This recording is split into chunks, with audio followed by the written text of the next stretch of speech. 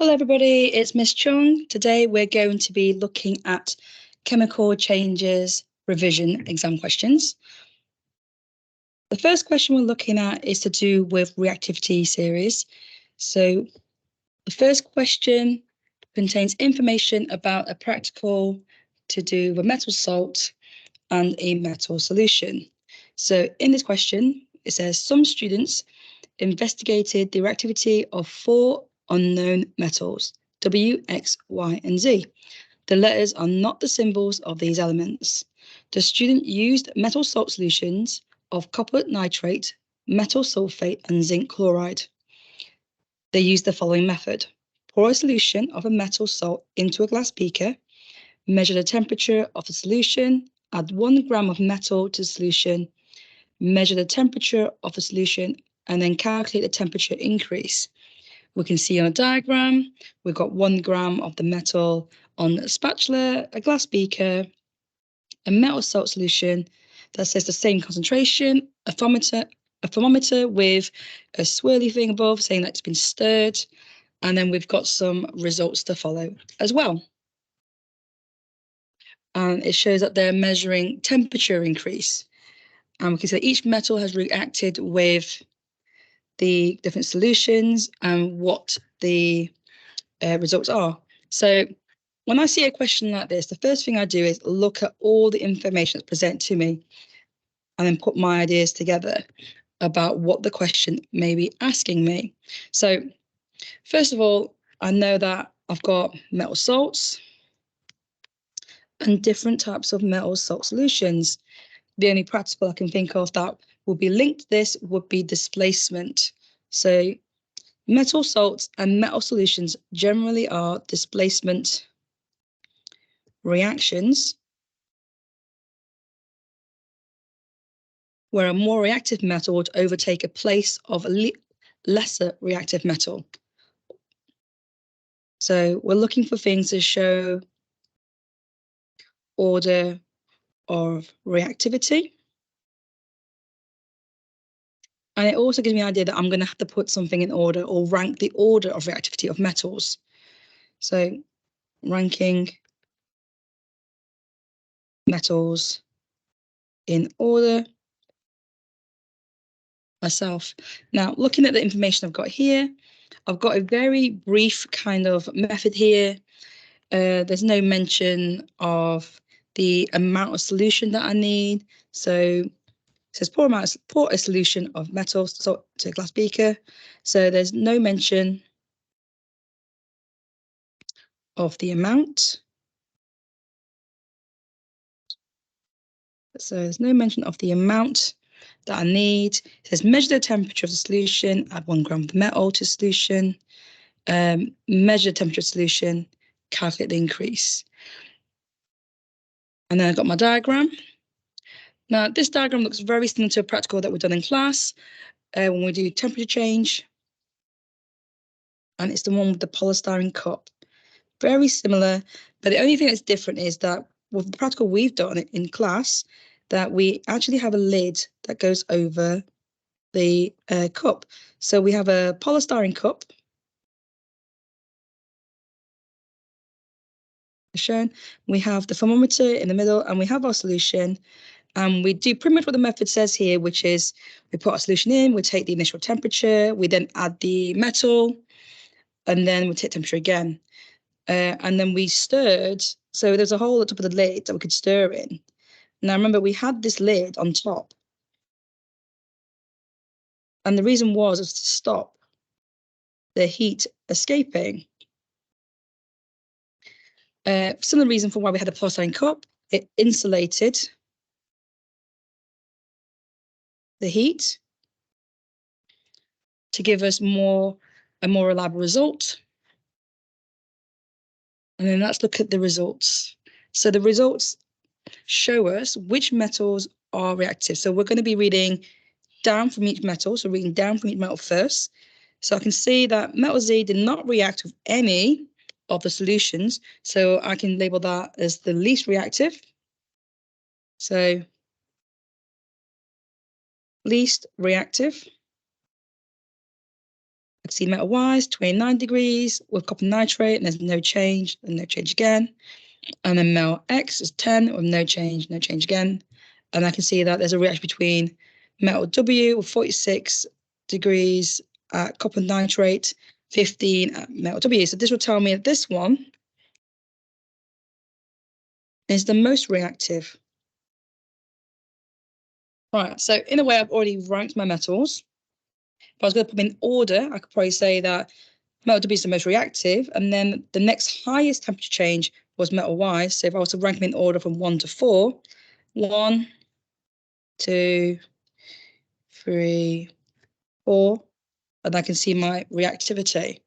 Now, the only other thing that's quite significant in the table is that we can see that magnesium sulfate has got no change of each metal. This would suggest that magnesium sulfate, or the magnesium itself inside, is more reactive than all the other metals. Right, let's have a look at the questions. So now we looked at all the information, we've got everything annotated, so we know we've got what information we got to answer the question. So, the first question is, which metal is the least reactive? Now, we've already looked at this already on our table, so I'm just going to put this here so you can see. So, which metal is the least reactive? Looking at our table, the least reactive is metal Z because it's no change. And then we'll just work.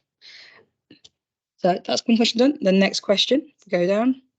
How do the results show that magnesium is more reactive than metal W, X, Y, and Z? So it's asking about magnesium. Now we know magnesium is not mentioned in these different metals, but it is mentioned here in terms of a salt solution. It's asking why we think it's more reactive. It's more reactive because it did not react with any of the other metals.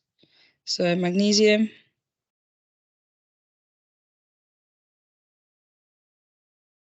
sulfate did not react with any of the metals. Right, our next question. How did the results show that the reaction between metal Y, so metal Y and copper nitrate solution is exothermic? Now, we should know exothermic gives off heat. So we're looking for a temperature increase. So metal Y got 29 degrees. So there's been a temperature increase, and that will suggest that that is why it's exothermic. So heat's gone up. I mean, temperature's increased even. That means heat's given off. So there was an increase in temperature. And the reason we're talking about temperature is because it's asking specifically about the results. How do the results show the reaction between metal Y and copper is exothermic? Because there was an increase in temperature. Right, our next question. Question D. It says, one student said that the investigation was not valid, not a fair test. So, well, what is a fair test? So a fair test is when, it's when the control variables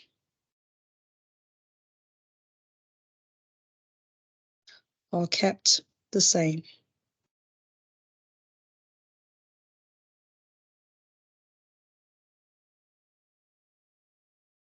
So write a plan for the investigation that includes improvements to the method and apparatus. So key things they've mentioned here, fair testing, not valid. So it wants you to mention how we're going to maintain the experiment that's a fair test. It says to write a plan. It means we've got to write a method. So here we need a method or some steps on what to do. It wants improvements. So this means it's based off the test. It's based off the experiment above. And it wants mention of apparatus. So we've got to include all equipment we want to use.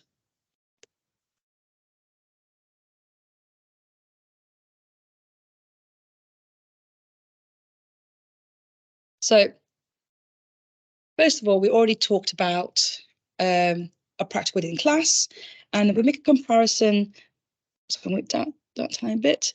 We make a comparison between this experiment they got here and our experiment. It's very similar. Now, the difference between our experiment and this experiment is that we had a lid, and this trapped the heat in, which meant we had more accurate results. We kept the heat in through the polystyrene cup, insulate the heat. We got our lid. We mentioned here up as well, there was no mention of an amount. Oops, a second, let me move it down a tiny bit. We mentioned up here, there's no mention of an amount. So that gives me a clue how I'm going to start the steps of my method. So before anything, I need to think about amount I would use to measure for this experiment. So if I go back down here, I'm going to just a tiny bit so you can see a diagram still. So my first step would be I've got to think of amount to measure in terms of the salt solution. So I think generally you're okay to use any amount as long as it's reasonable and it makes sense and it's logical. So anything between 25 and 50 will be reasonable in terms of centimeters cubed. So measure 25 centimeters cubed of the metal salt solution,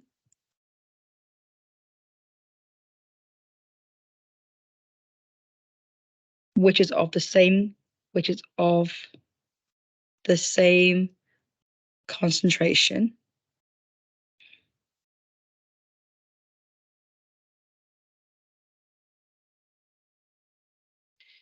I'm then going to think about how I'm going to measure this. What am I going to use to measure it? Because it has specifically said it wants apparatus. So we normally measure solutions with a measuring cylinder. So measure 25 centimeters cubed of the metal salt solution, which is of same concentration, with a measuring cylinder.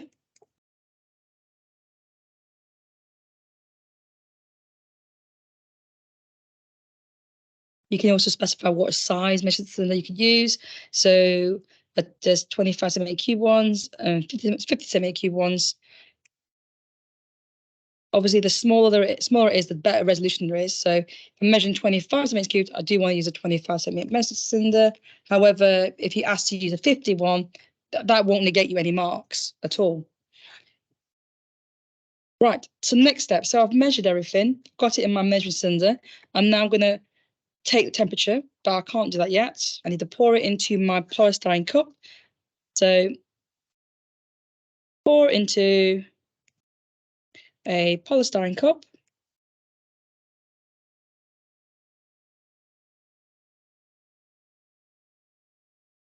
And then put measure and record the start temperature. Now, all the things I've written so far, a majority I've taken from their own method. I've only added the things that I've mentioned straight from the diagram and what we talked about. In terms of like there's no amount mentioned. So everything I've taken so far is from thinking about the practical we've done and just looking at their method as well. So taking my start temperature, got my cup. The next thing I want to do, it says already that they are going to add 1 gram of metal to the solution. So we're now going to add 1 gram of metal to the solution. We're going to think about what equipment they're going to use, how we're going to put it in with a spatula. So with a spatula, my next step, so I put in, what do I do next? So spatula, metal in, put a lid on top. So put your lid on top, you're covering it now. I'm gonna decide how long I want to wait because we want the metal to react to the solution. We can't take the temperature straight away because it's not going to reach its max temperature. So think of a reasonable amount of time to wait. So wait, say 2 minutes, or you can say when the temperature stops increasing. Oops. Wait 2 minutes, or when the temperature stops increasing. Take final temperature. So to take your final temperature, now I know usually you might think this is the end of the practical, but at this point you've got the final temperature, that's it. We don't, we have to do a couple more steps. We have to now calculate. So to make our results worthwhile, we've got to calculate the temperature increase. And we don't just do that experiment once, we'll do it 2 more times. We're going to repeat the experiment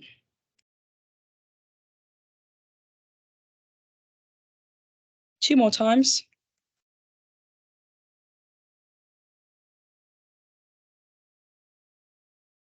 And then to make our results accurate, we'll then calculate further, calculate a mean of the temperature increase. So I've run out of space there. So you calculate a mean of a temperature increase. Now you could go on further to now say repeat the entire experiment, which with each different metals, with each metal solution. Now, this is what you would get for, I mean, it's what you write for a 6-mark question. If we look at the mark scheme, now, I'll show you quickly for this one. So the mark scheme is usually written like this for examiners. So I'm just going to highlight where it is, you can see. And it's usually banded. So it's not always about how many points or bullet points you make for these sort of questions. They're banded like this, and there's a bunch of statements that we follow when marking. So if you wrote a basic method like the one written by the examiner in the exam question, so level 1 is only 1 to 2 marks. Simple statements, improvements to the apparatus or steps are made, but may not be set out in a logical manner. So if you've written the method with some steps missing, you can still score marks. So it's worth your while writing down what you know. Even if you don't know everything, just write down what you know.